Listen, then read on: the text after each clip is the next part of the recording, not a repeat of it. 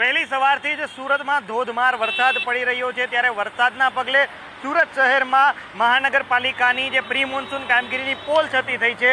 વેડ road પંડોળ વિસ્તારના આ જે દ્રશ્યો છે, મોટી સંખ્યામાં જે વાહન ચાલકો છે તે અટવાયા છે. તેનું મુખ્ય કારણ એ છે કે ધોધમાર વરસાદના કારણે રસ્તા પર પાણી ભરાયું છે અને તેના જ કારણે વાહન ચાલકોને હાલાકીનો વારો આવ્યો છે. જોકે કેટલાક વાહનો પાણી વચ્ચે જ બંધ પડી રહ્યા છે ને તેથી તેને દોરીને પાણીની બહાર કાઢવા માટે તકલીફ પડી રહી છે. આજે હરિઓમ મિલ પાસે આ રસ્તાનું પાણી ભરાયું છે. ડ્રેનેજ ચોકઅપ થઈ ગઈ હોવાના કારણે પાણીનો ભરાવો છે તે રસ્તા પર થયો છે. પ્રી મોન્સૂન કામગીરીની પોલ છતી થઈ છે.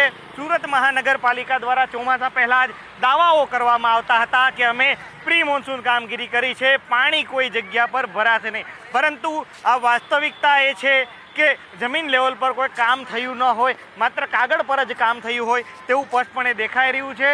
લોકોને મુશ્કેલી પડી રહી છે. લોકો જે ઘૂંટણસમા પાણીમાંથી પસાર થઈ રહ્યા છે. મોટી સંખ્યામાં લોકો અને વાહન ચાલકો અટવાયા છે.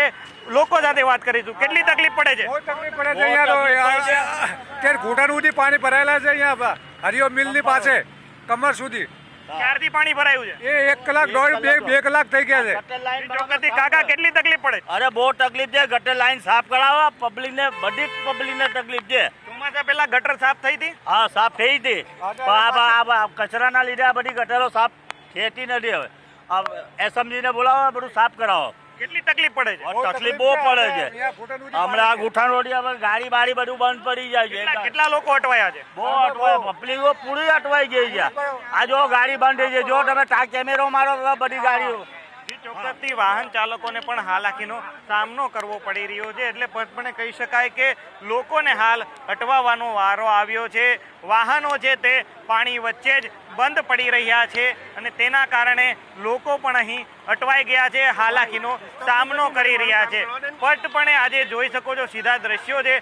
નાના બાળકો પણ આજે પાણીમાંથી પસાર થઈ રહ્યા છે. ઘૂંટણસમા પાણી છે તે રોડ પર ભરાઈ ગયા છે. એટલે કહી શકાય કે સુરત મહાનગરપાલિકા દ્વારા જે પ્રી મોન્સૂન કામગીરીના દાવાઓ કરવામાં આવ્યા હતા, આ દાવા છે તે પોકળ સાબિત થયા છે અને જાણે આજે વિસ્તાર છે તે બેટમાં ફેરવાયો હોય તેવું સ્પષ્ટપણે લાગી રહ્યું છે.